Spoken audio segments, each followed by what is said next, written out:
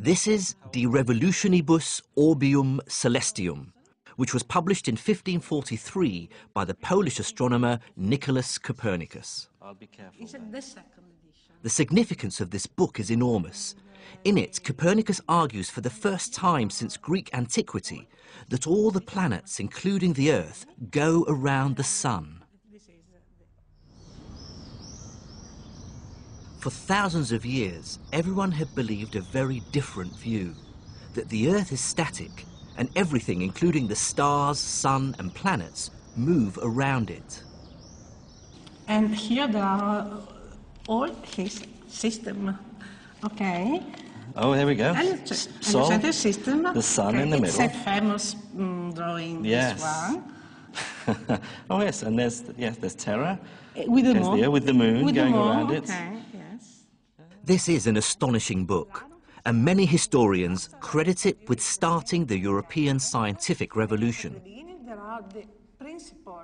the first crucial step in a journey that led to modern physics. This is another eruption of the Earth. Well, I agree, but it does seem a bit odd that one doesn't hear much about where Copernicus got his ideas and information.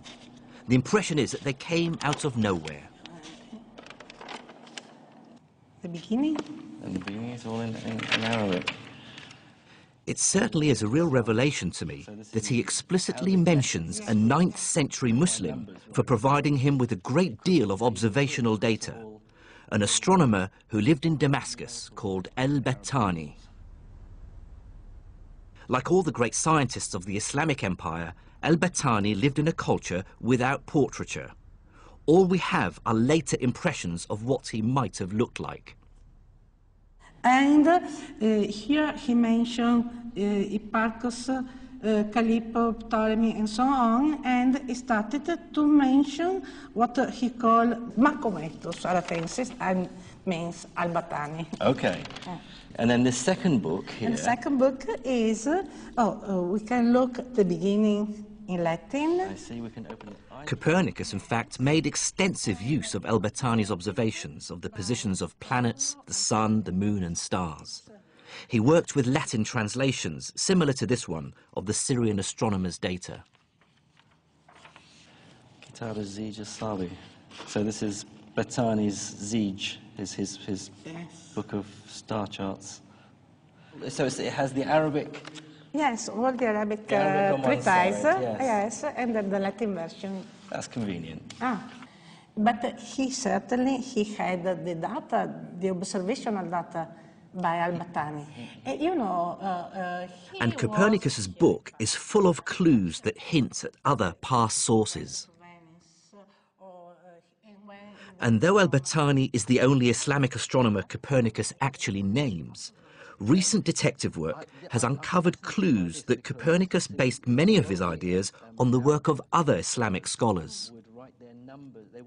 The clearest example is Copernicus's use of a mathematical idea devised by the 13th century Islamic astronomer al-Tusi, called the Tusi couple. Back in England, I compared a copy of al-Tusi's Tadhkira fi Ilm al-Hay'a with another edition of Copernicus's Revolutionibus.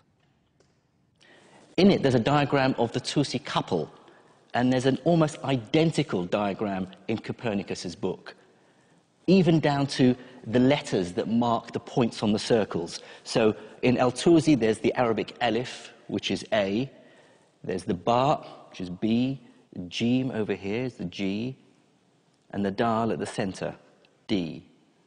It's a remarkable similarity. Now, this might just be coincidence, but it's pretty compelling evidence. In fact, I truly believe that Copernicus must have been aware of al-Tusi's work and other Islamic astronomers.